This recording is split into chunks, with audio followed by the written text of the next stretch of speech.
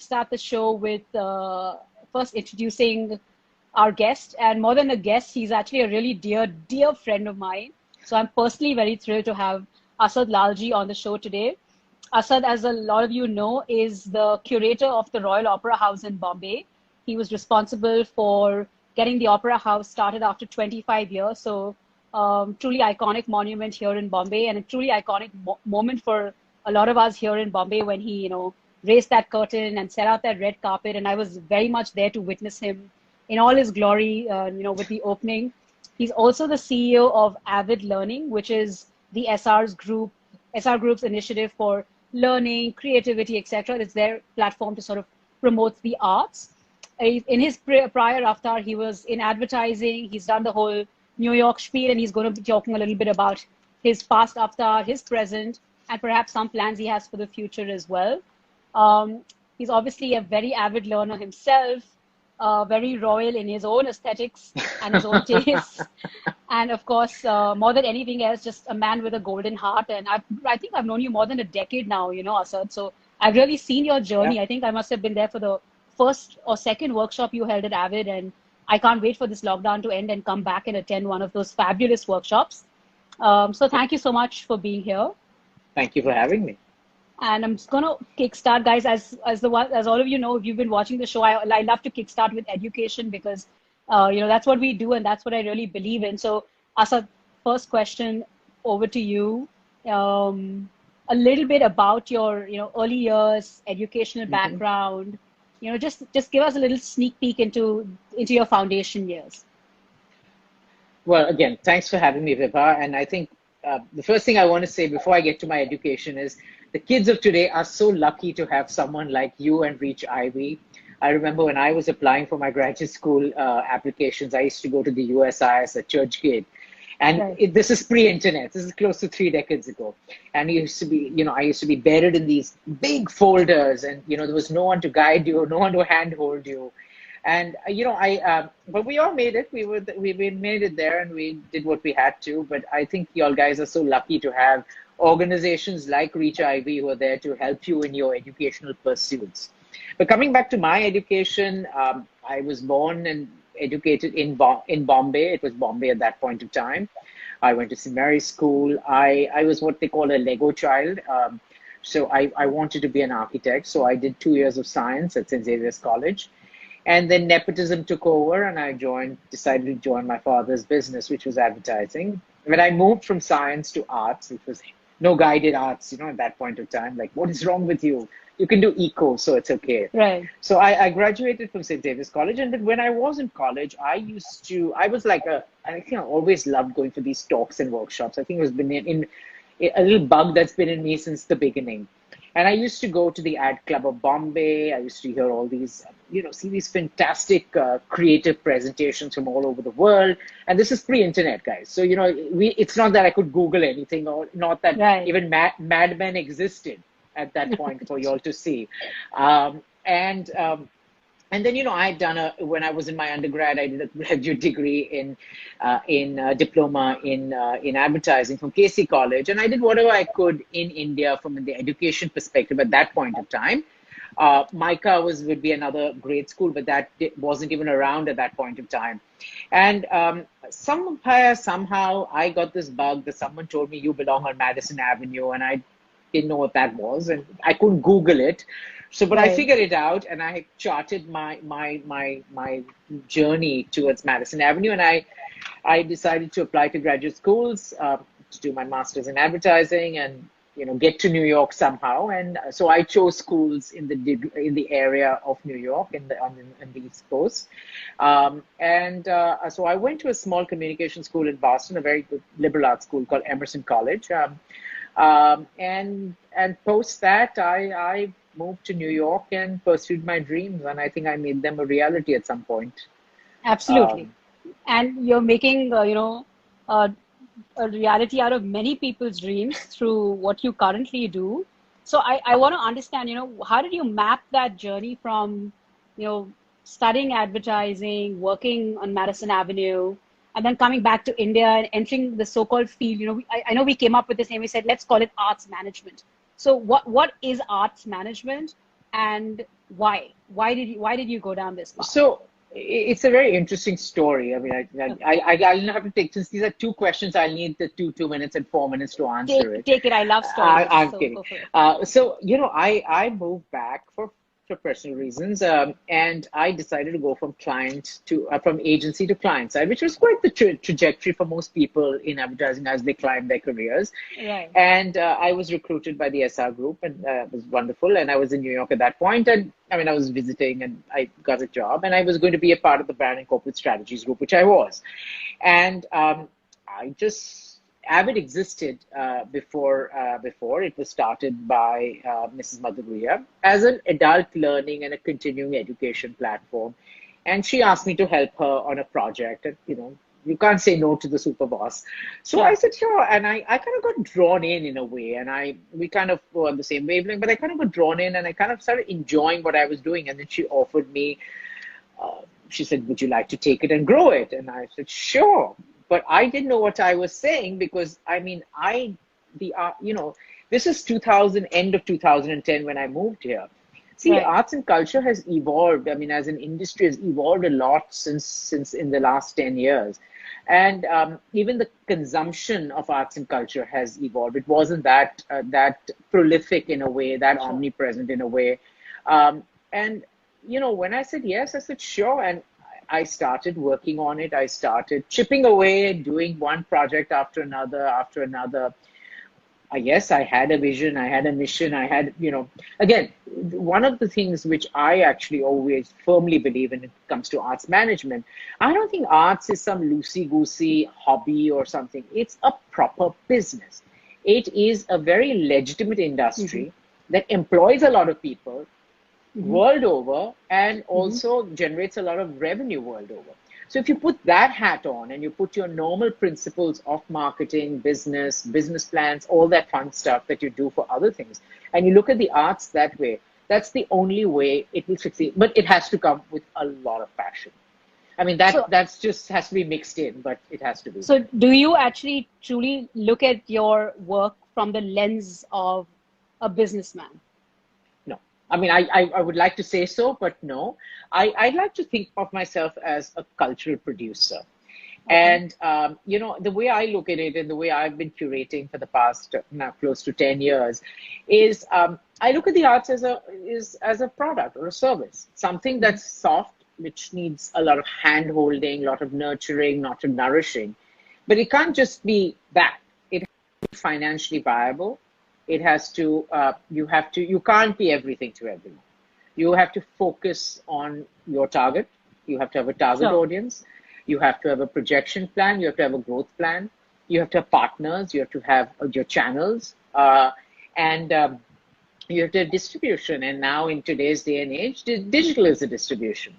So if you look at it from a lens of how you would treat any other business, and manage any other business, but give it a lot of, I mean, it's a passion project at the end of it. And, with the arts, you're dealing with creative people, you're dealing with creativity, which is different. Right. But I had a little bit of that experience because when I was in New York and I worked in advertising in Madison Avenue, the various agencies I was at, I mean, I was a suit. And what was my job? It was to manage creativity. You had to manage the creatives, and you had to make sure the agency made money and the best creative was sold to the client and was produced. And you learn that juggling, you learn a little bit of diplomacy, a little bit of humanity, a little bit of being a hard ass, a little bit, can I say that? Oops, sorry. Yeah. And a combination of all that to make it work. Because, these are uncharted territories. There's no proof or some, kind of a formula that this works and this doesn't. So,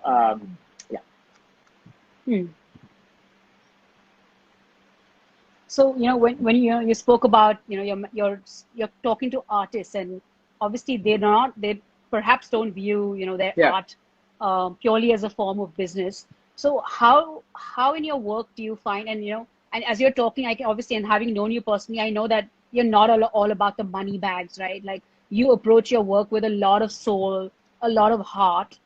but at the same time, Sure. you sort of have to balance this. So how do you strike that balance? And how do you then convey that balance back to the artist and say, you know what, we're gonna have to do it this way. So Right. how do you do that for someone who's considering this career or someone who's managing other artists? See, at the end of it, artists also realize the reality of the situation. And as long as they know that you're not the bad guy and you're the one who's trying to make it happen, I think Right. it's a collaborative ecosystem, and at the end of it, you all become friends. I mean, it really happens is you Right. work once, twice, and then, you're all, on whatever. It becomes basically an ecosystem of support, collaboration.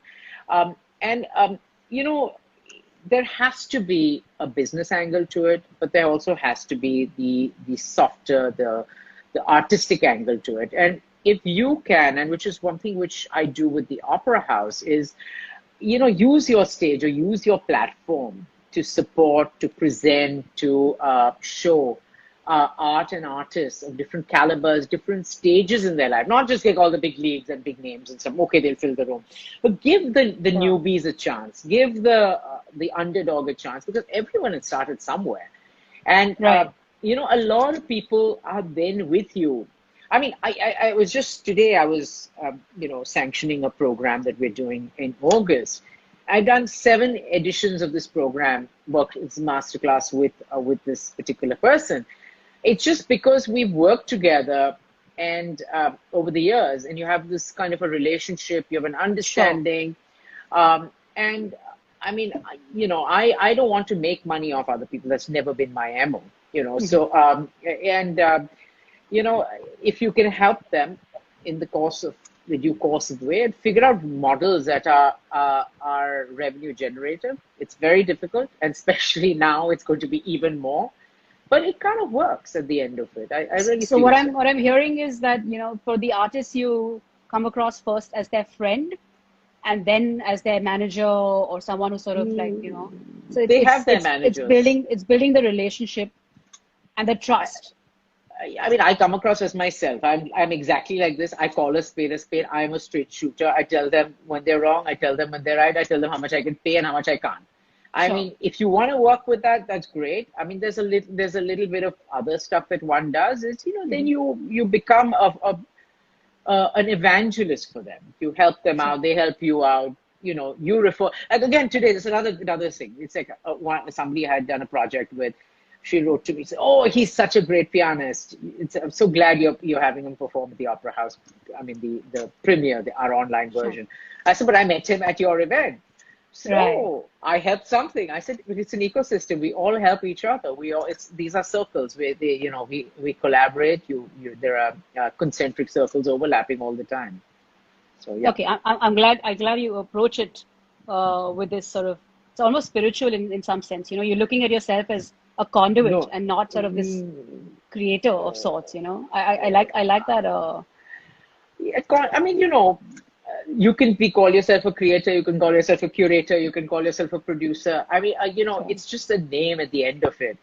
And, Sure. and I firmly believe that you're as good as your last program and your last Sure. event. So and, I think relationships um, um, are just something you need to nurture. And you're dealing with human beings at the end of it. So you have to be cognizant of that. This is not a service or a product or a hardware or software. Sure. Yeah. Yeah. Yeah. So Okay. And since you brought up the Opera House, let's sort of shift gears to the Opera House. I mean, obviously, as I said, iconic moment for the building, iconic moment for us here in Bombay, absolutely historical moment here. How did it all happen? Tell us the backstory. How did it even get started? So it started with I was approached. The person who did up the Opera House, the conservation architect Abha Narayan Lamba, is again a friend because we worked together Uh, on several Sorry, Asad, if projects. I could just interrupt you, someone Sure. just put a comment about not being able to Yeah. see your face. If you could just shift your face a little Huh. bit to the other side. Yeah, yeah, exactly. Yeah. But I think it's the questions that are on my face she Yeah, doesn't like. So I can't help that's that. true. Okay, yeah, I'm but not that this bad one, yeah. looking. Don't worry. I'm just kidding. Okay. So Abha had, who was the conservation architect for the project, had suggested my name, and there were a couple of others for this, and I was chosen as the curator. And This was in I think April or May of 2016, and the Okay. Opera House was slated to be opening in October of that year. And I thought, wow, it's cool.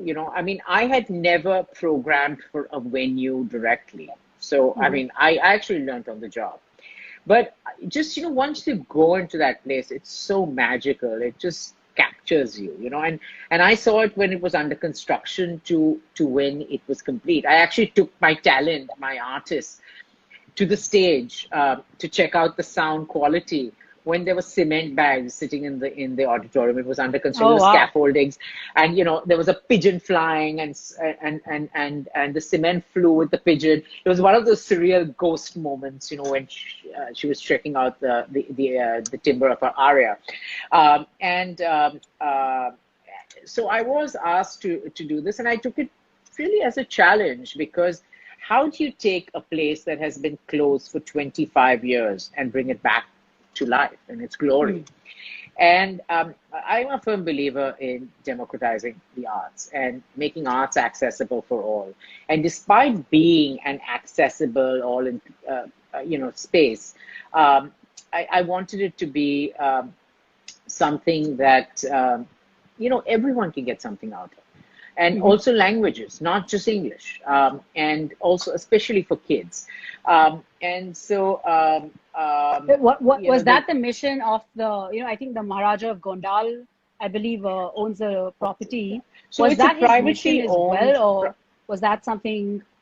Yeah. I think they're one of the most fantastic people you could meet in your life. I mean, they're it's privately owned, privately funded. It's been in their family since 1952. They had no reason to spend all this money, do it up, and just give it back to the city, which they did. I mean, anybody with any will know that you will never recover the cost you put in to run a theater of that sort scope. But they just did it as a passion, as a way of conservation. They obviously have many heritage properties that they conserve, but just as a philanthropist, as a true cultural philanthropist, they did it and they gave it back. And I think in a way there was a trust where they trusted me to program, and they have a wonderful family friend who's the honorary director, Ashish Doshi, who's Hmm. also become a friend. All these everybody becomes a friend at the end of it. Sure. And we work together, and we've managed to, in 3.5 years of being open, we managed to put that venue on the map. It was busy 5 nights a week at least. Hmm. We managed to do the most fantastic programs. We defied every rule possible, and that's my thing. Is I love blending. I love bringing, mixing the contemporary with the traditional. I love mixing, Western with Indian, and anything that defied easy categorization. I would say yes, we're going to do it. And we Sure. roll the dice on many projects, many festivals, many programs, and we were blessed because the city of Bombay actually embraced the Opera House when it opened. See, there's no point having a place that no one comes to. A free show or a morning Absolutely. show or a children's show, they were there. So And how did the I mean, opening? yeah. You guys opened with the Mami Film Festival, which is the most iconic film festival in the country. And I was there. I attended that event, and it was just beautifully lit up and the red carpet and just the whole experience. Sure. How did that happen? How did Mami So approach you guys? You approach them? Like, how did? So I can't take any credit for that, to be very honest. That Okay. happened even before May of 2016. See, Okay. Opera House has a very rich film legacy. I mean, the biggest Sure. Bollywood films at that time, it wasn't even called Bollywood, were launched there, ran there for many, many years, like Amar Anthony and among others. So it was only fitting when it was being launched again that a festival like Mami's opening would be there, and that was done. was negotiated or approached before and all set before I came.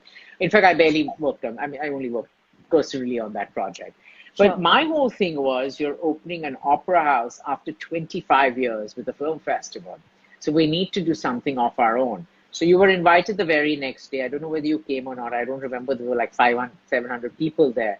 But what I did was I planned the opening program where I had to set the tone for Mumbaikars of the kind Sure. of programming we would expect. And since you're an opera house, we have to have opera.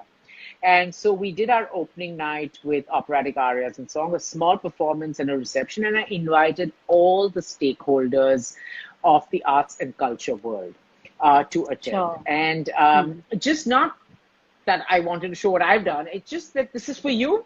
Now tell me what you want to do. You know, it's like a collaborative space. And then Sure. the next day we had the Paranjyoti Choir and others, and then invited people in slowly and steadily, and made it a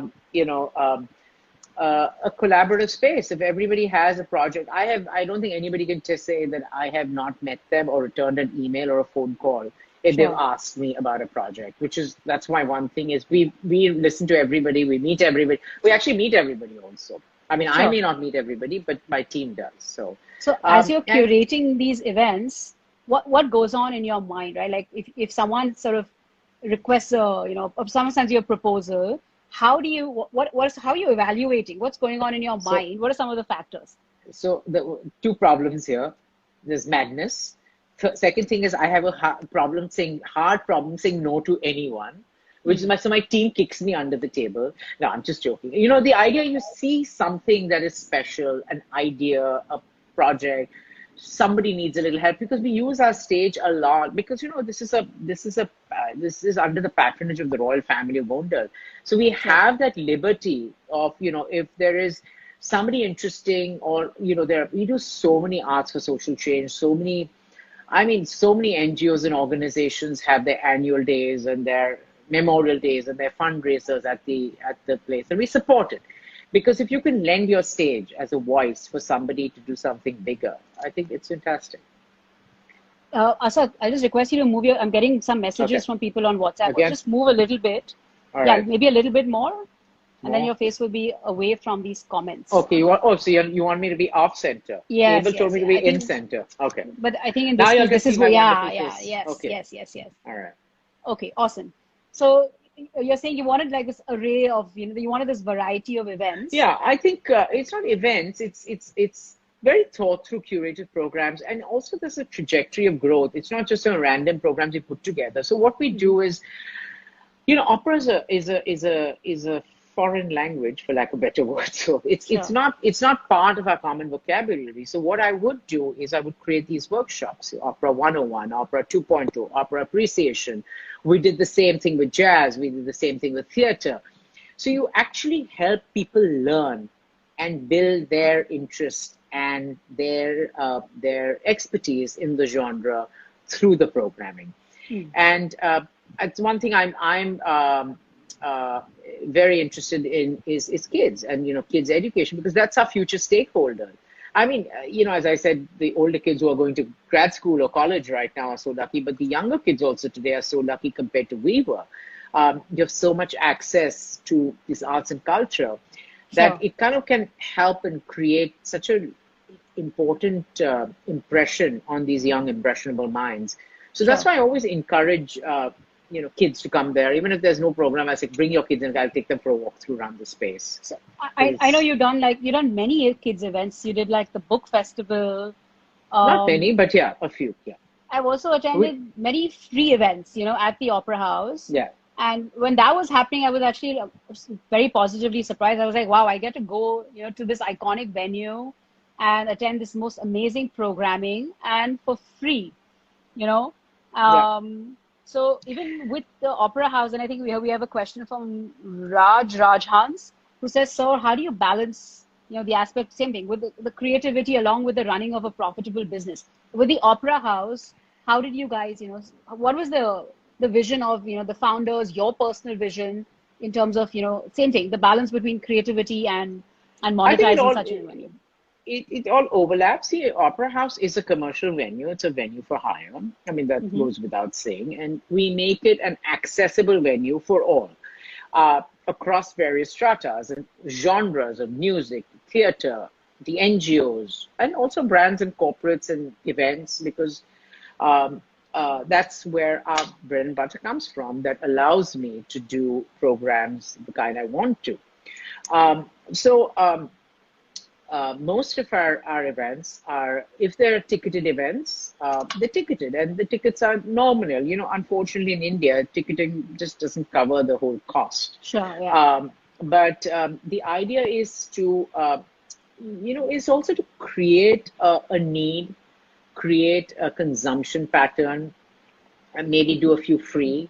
And then people will start paying and coming. And, but the idea is to also get people to appreciate the art.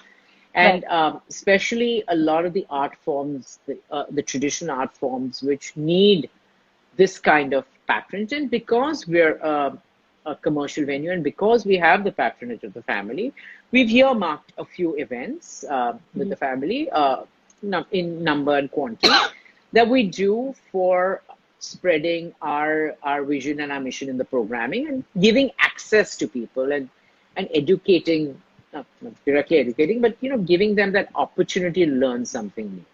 Okay, so it's something you've sat across the table and talked about and said, okay, X number of nights a year, let's sort of okay, broadly, fine. Broadly. I'll take a question here from Samar Jodha, who says, in the changed world of tomorrow, how different, what kind of approach is needed for young people?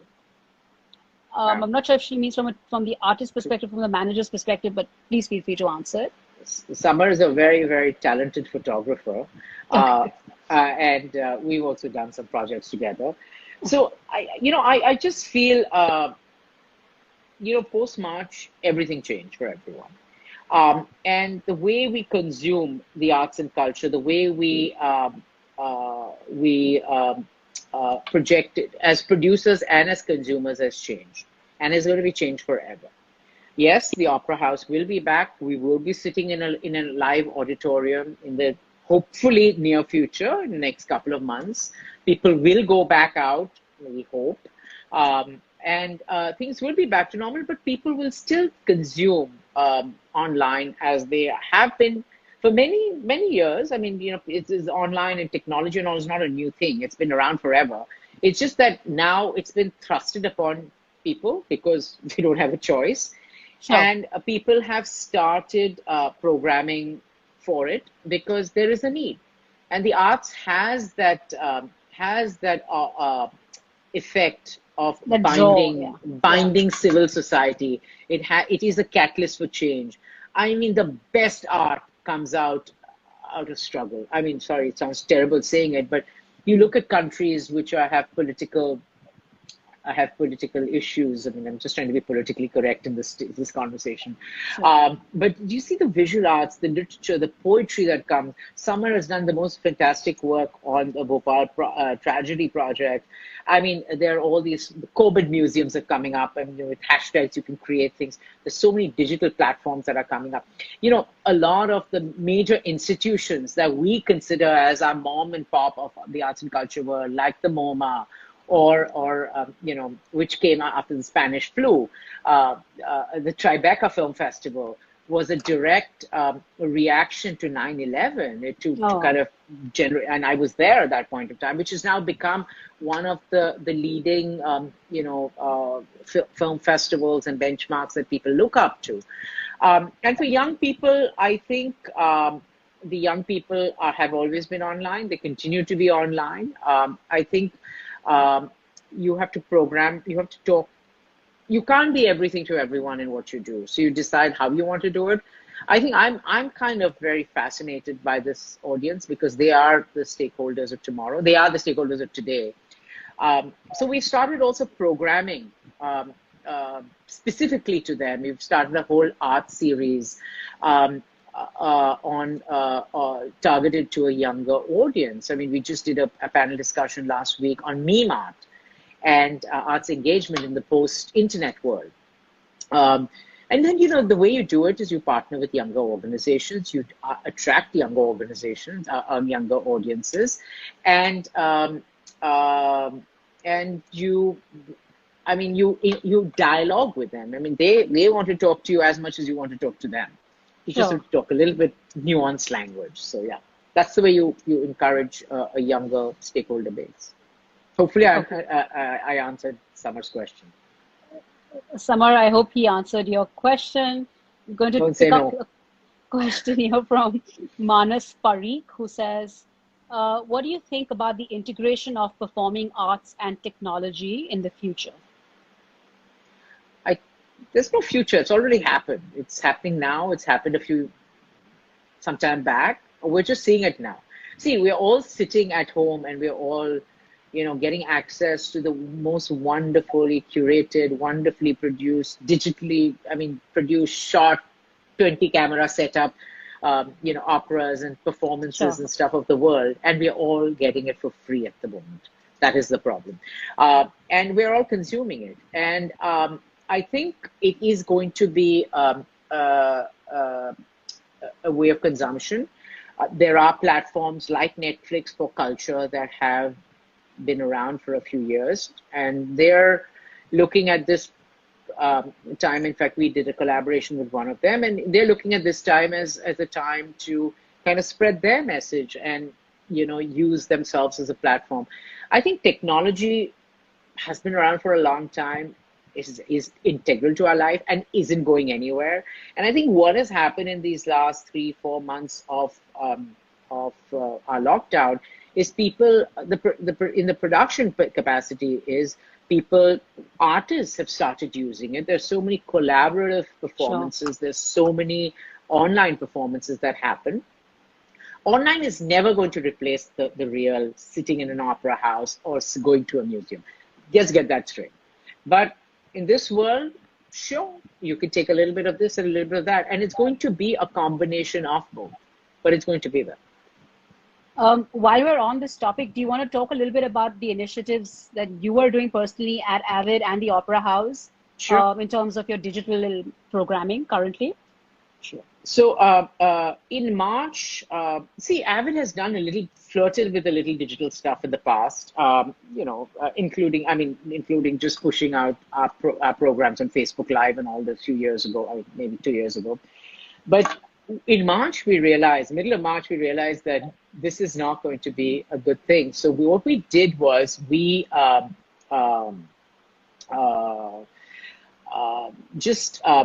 kind of created, in 2 weeks, we created an online platform for Avid. We called it Avid Online.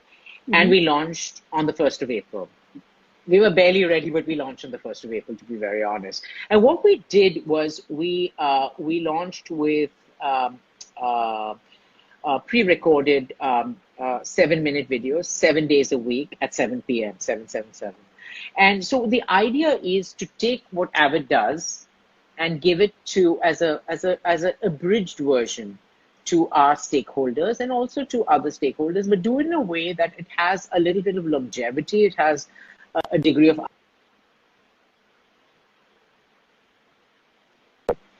We call that program to now move into, so we do live masterclasses. We had a very successful one on travel and food writing last weekend. 2 weekends before, we had one on the future of textiles and sustainability. And these are live programming. This is live programming. Live program. The masterclass. So we do panel discussions and masterclasses and these pre-recorded videos. So it's a mixture of that. And we do it through a lot of it also through our old collaborators and partners who we've worked with in the past. In fact, we had planned a sustainability series with the CSMVS with Mr. Mukherjee and his team. And because we had planned it, we decided we were just going to do it, because who knows when we can get back and start doing these live events. So we had a season 1 of this series in the first week of July, which was a whole week of programming towards World Environment Day, and we're having the second season in August. We partner with the NGMA and present, because again, that's a venue I use all the time. Every month I have a program there around art. And the whole idea of democratizing the arts and also attracting the younger audiences was the series I had pitched, the CSMVS, which is what we're doing with them. And also, we work a lot within the visual art space, so collaborating with all the art galleries to present a series called The Artist Behind the Art, which is also looking at what is this period doing or saying or to an artist, and the work that how they look at their work, what is their legacy, how is their practice going to change? A little, as I joke and say, anything I can't Wikipedia about you, I want to know. So, and also literature as a genre we work with a lot. And so we've partnered with the Tata Literature Live. Literature Live, Anil is one of our oldest collaborators, and we present our master classes with them, and we're doing some collaborations hopefully with JLF soon. And so it's a pretty robust program for Avid. And for Opera House, I created a similar program which is called Premiere, which are these pre-recorded 30-minute videos across the genres, and those are aired twice a week. We have 9 episodes a month, and they are pretty interesting, I must say.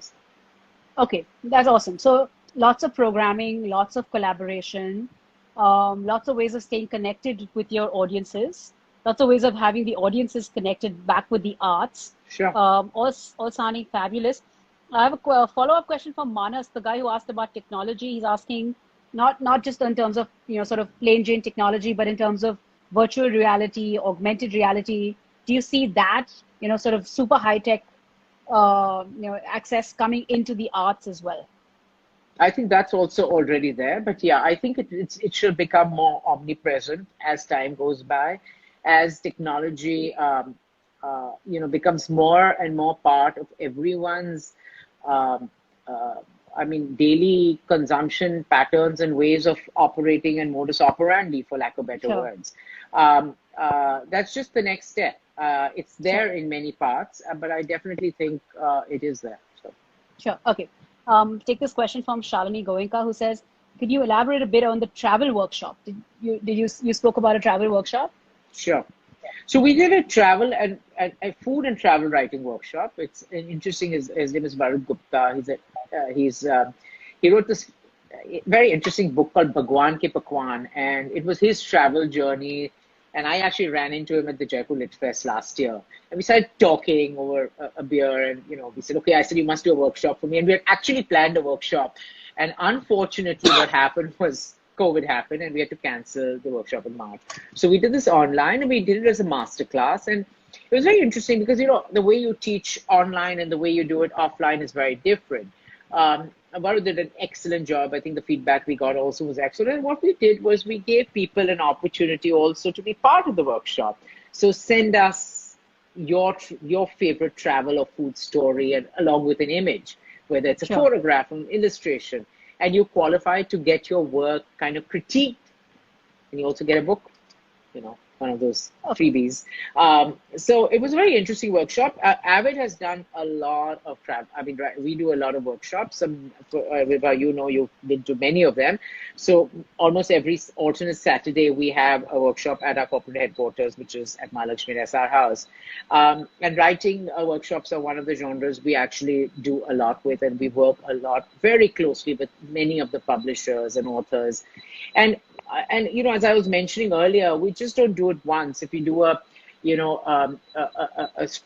creative writing, then we do a advanced creative writing, then we do a screenwriting. Then now I'm doing a screenwriting for the digital age, because you have to screenwriting for OTT, which is one of the workshops we're working on for August.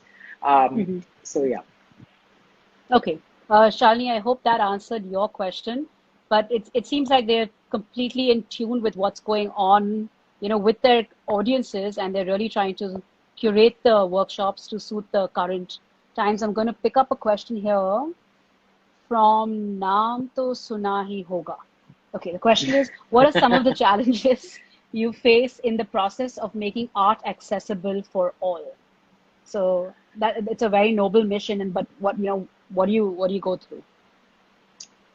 Uh, I think if you have that belief and that goal, I don't think there are too many challenges. Yes, money comes as a challenge, but that's everywhere.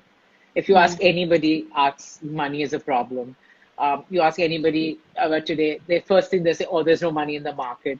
So you just keep the money aside and first do the work. I think I think I'm very fortunate. We're part of the SR group, so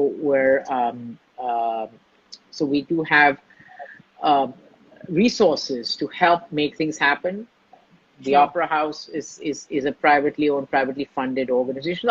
So I'm privileged, but there are Hmm. lots of organizations out there, not enough compared to the rest of the world. I can give you statistics which will make us cry, but still there is stuff happening. And I just feel if you put out good work, people will notice and people will come and help you. And I think if you really have, certain fundamentals of collaboration, just bring in more partners. I joke, I said, more logos. I think a poster looks prettier and makes it more interesting. So just bring them in. Let everybody bring something to the table. Will make what you're trying to do easier. This is not an easy time for artists, and there are lots, and through Opera House and stuff, we have tried to do our part to support these initiatives. There are such wonderful initiatives of artists coming together to support other artists. And in this time of crisis, I mean, it's really sad. I mean, performers who come and perform, as extras or as Yeah. accompanists in the Opera House are finding it hard to put food on their table. Yeah. And the point is the artist community has come together. Opera House is hopefully supporting something in the near future to actually help these initiatives that people are putting together. So yeah, democratizing the arts is not exactly easy, but it's doable. You just have to keep chipping at it and don't take no for Sure. an answer. Sure. Thank you so much for addressing that. I hope that answered your question. Going to take one more question here from someone called Uf Mirchi, who asked about a career in arts management and how does one even get started? She says, if I want to pursue this career, how do I get started? First, you get a job in the arts to Hmm. start with. I know, I'm just kidding. I mean, it's just that, as I mentioned, arts management is management. Hmm. It's you look at the arts not just as arts management, like a business or like a Sure. form, a work, a project, a work. It has all the parameters and all the uh, The the makings, uh, the the makings ingredients. and what you need to run a normal business. What you Sure. need, one thing it really needs is passion. You really have to believe in the arts. You have to be interested. You have to be eager. Like you have to want to hear what's happening. You want to keep learning about something new, and that's the way to do it. But there are a few programs in arts management from an education perspective coming up in India. I know we did an arts management workshop with Fiki last year. But there are a few programs. I think Micah has a very interesting program that they're doing in Ahmedabad. But besides that, I think getting into a position where you are excited about being there and you have someone who's willing to teach you. I think that's what it takes as the first steps. And then as your career progresses and as you grow and as you expand, because you have to look at expanding beyond your geographies. And Sure. now we're not a Bombay versus a Delhi versus an India. We're a global platform. I mean, Sure. everything has been democratized in a way. Everything's flattened Hmm. with what has happened since the last few months. I mean, now I can have, it's so wonderful. We had a panel that day. We had somebody sitting in Pondicherry, somebody sitting in Bangalore, and somebody sitting in Switzerland, and me sitting in Bombay. And the best connection was the guy sitting in Switzerland. And I didn't even know he Sure. was in Switzerland. So, I mean, now, and, we are always so broke in the arts. So, like, Yeah. oh, they have to travel, we have to pay, for a flight. How are Sure. we going to do it? Now everyone's accessible. which is Yeah. wonderful. So in a way, So, the pandemic has sort of, opened up the Pandora's box in many ways, because even the webinars and the sessions we're attending, you suddenly have access to this yeah. plethora of talent, and it suddenly comes into your living room. It comes into your bedroom. I think the arts and culture fraternity have got together. See, Mm. artists need to perform. That's how they Sure. thrive, I mean, Right. forget the money part. They Correct. need to perform. They need to put their art out there. I think the arts and culture community have done a great job at just getting to it really quick, putting out wonderful programming. In fact, there's so much cool stuff happening. I'm sometimes like I'm jumping from one webinar to another just to get a little bit of this, a little bit of that, so I get Sure. FOMO for JOMO, whatever one of those. And I think it's an exciting time, but then there's also something called digital fatigue, which will kick in. Sure. So one has to also be very responsible in the kind of programming that one puts out, because it's not just putting out a program; it's also growing your audience, growing their learning, their understanding, having them come back for more, and growing your programming. Um, so yeah, I think it's an exciting time, and again, collaboration. Lots of people are doing it together. Sure. Um, so as we're nearing the end of this, I just want to talk a little bit about, some of the high moments of your career, some of the most sort of Oh God. cherished moments, either with Avid or the Opera House, something that you will just sort of that stays with you. It's like I joked when you told me you're going to ask me this question. I said, like, it's like asking someone who's their favorite child. Luckily, I have only one Right. child, so I can answer that. So I'm fine. Sure. But no, I mean, it's a bit of a tough one. But I think off late, the madness of launching Avid Online in such a short time with such a quantum of programming. I mean, doing a program a day Hmm. for 2 months in a row. It's kind of crazy in a way, but we did it. It was great. I have a great team. Some of them are online. I can see them, and but the Opera House obviously is one of my dear favorites. I've had there are series I've been so passionate about. There's a series called Multipolis Mumbai that we went into the second or the third edition. In fact, we did 52 episodes of it. I mean, I'm trying to bring it back. My team doesn't let me. Every time I suggest, they Wow. say no. But so these are all some things that I've just had so much fun, working on. I've learned so much, and it keeps coming back full circle. So in a way. And so I've also had the pleasure of meeting your team a couple of times, not only in your offices, Yep. but I see them on ground. They're always sort of scurrying around, making sure everything is absolutely perfect in the events. Tell us a little bit about the team. How do you assemble a team that sort of supports you through so much work? I know the kind of work you guys put in. So first thing, I don't hire through a traditional form of hiring. I don't think that works for the arts. Sure. I meet people at strange places and events. They say, "Oh, we're interested. Oh, you work in Avid? Okay, come." And before now, it's easier because people kind of know who we are. But before, people didn't know who you were, right? So Sure. I think you just meet someone, you see chemistry, you see a willingness to learn, grow, and that's it.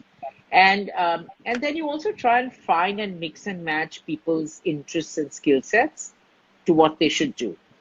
And Hmm. to be honest, this is not, I'm not undermining what we do. It's not rocket science. It's not, it just, Sure. it's passion, common sense, and dedication. Yeah, And I mean, you're being extremely which humble. I know the amount of work and Yeah, but thought you guys put in. yeah, we do. But the thing is, it shows, right? At the end of it, you'll come back to our event. And as I say, Sure. you're as good as your last event. And Sure. yeah, I'm very fortunate to have a very good team. And we have fun. I mean, I mean, years ago in New York, I did this campaign with PwC, and it's just, why do you wake up in the morning? And it was very interesting. It was called Sunday. It wasn't my campaign, but it was a campaign. And think about it. I mean, I probably don't differentiate between a Saturday, Sunday, or a Monday, because work happens and every day you're doing something. And because for what we do, a lot of our work happens in the weekend. And when you reach that stage when it all blurs, your personal and professional Sure. contacts are one. your professional and personal socializing you don't know which one you're Sure. going to, Right. and you're enjoying what you do, and you think you're making a difference. That is the point when you know it is a good thing. And also, if I sign up for classes, I sign up for workshops, I scour the Insta I've seen lives you to at the hear workshops. I've seen conversation. you several I times. like to Sort of, you listen. I sit mean, through I the like to workshops. hear. Yeah. Yeah. I mean, Yeah. I sit and I do other stuff also, but I actually sit. I Sure. think, we really have this tagline at Avid, which is learning never stops, which is something I actually firmly believe in. And, Yeah. I mean, I used to go to classes and courses at the age of 16. And, even now, I mean, you tell me we go for the stalk, and now because we can't go, I'm just loving JLF Brave New World online. I mean, I've been going there we moved back 10 years ago.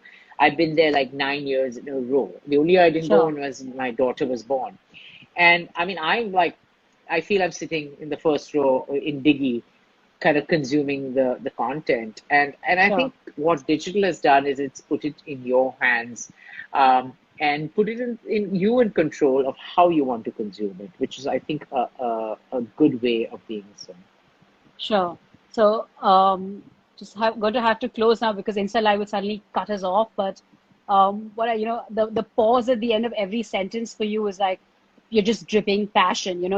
Every sentence stops with passion and then starts again with passion because that's what I'm hearing and that's what I'm feeling as you've been talking. Like you're just a lot of passion, a lot of heart and soul in what you're doing. And as you said, like if you keep the money aside and you focus on what your passion is, yeah, I mean, Sure. you've been so fortunate, right? Like you got patrons like the Ruya family, you got the royal family of Gondal. They just obviously they also sensed something in you, right? They knew you were a man, so purely focused on the arts that they were also happy to have you as part of their team. So obviously a big endorsement, and then the money just came, right? So I mean, I've seen your journey over the last decade, and it's absolutely fascinating to me how you basically you created everything, like it's like this magic wand, and obviously I'm simplifying it, but it just sort of like the whole universe sort of really did collude to make what you wanted just happen. And I mean, I'm obviously a big fan of yours, as is very evident. So I'm just thrilled to have you on the show. And of course, Thank you as Reach so much Ivy, for if we having can me. be of any support in any way, not just being one of your logos, but I mean like real support, we are one phone call away for you. So thank you so much for coming to the Thank show, you. Pleasure. and we'll look forward to tuning into much more of your programming, guys. Please do follow Avid online. That's the hashtag At Avid Learning, you just find at me. Avid Learning. Please find at Hmm. Avid Learning to tune into some of their programming. As he said, he's doing one program a day. And to also tune into the Royal Opera House, I've tuned into some of those events, and they're just absolutely fabulous. So please follow Asad personally because I've seen some of his posts, and those are also quite fascinating. So thanks so much, Asad, for joining us, Thank and you. Thank you, it, guys. and thanks for making it at this odd hour. I know you're an early person, but I request That's you to do right. this 8 p.m. show, and you were so kind to do this. So Yeah. thank you, and please say Thank hi to you. your lovely wife and little hug to your I daughter. will. And I will. your daughter and we share a birthday, so there's something Yes, just yes, I absolutely know that. special about that bond. So thank you so much. Oh, someone's asking if you can spell Avid Learning. It's at Avid Learning, and Yeah. it's AVID learning. Yeah. yeah. Thanks, Abel. Thanks for sharing that. Okay, great. So, Asad, if you'd like to you can exit by just pressing end, and I'll just wrap up the show. All right. Okay, Wonderful. thank you Thank so you. much. Bye, guys. Thank you. It's Avid Learning, as Abel has spelled out. So, guys, thank you so much for joining us in yet another episode of House of Experts. Today was episode 12, believe it or not. And we're going to be back on Saturday with a very dear friend, Gauri Devidayal, who runs the table in Kolaba and runs Magazine Street Kitchen and many, many other restaurants. So be back to understand what goes on behind the scenes in the food and restaurant business. And of course, if there are any specific sectors that you're personally interested in, please do DM us on Instagram, and our team will obviously take in your request, and we'll try and find an expert. And if there is an expert you know who you think we should invite to the show, write into us and we'll be happy to take them, bring them on live to the show. Thank you so much for joining us. I'm going to sign off and let you guys enjoy the rest of the evening. But lots of learning, lots of passion, as I said on this episode. It seems to be the flavor of every talk we've done. Approach whatever career you're taking on with true passion, heart, and soul, and somehow miraculously things work out. So that's my big takeaway from the last 12 episodes. Let's see what episode 13 has in store. Have a very good evening, guys. Going to sign off. Have a good night.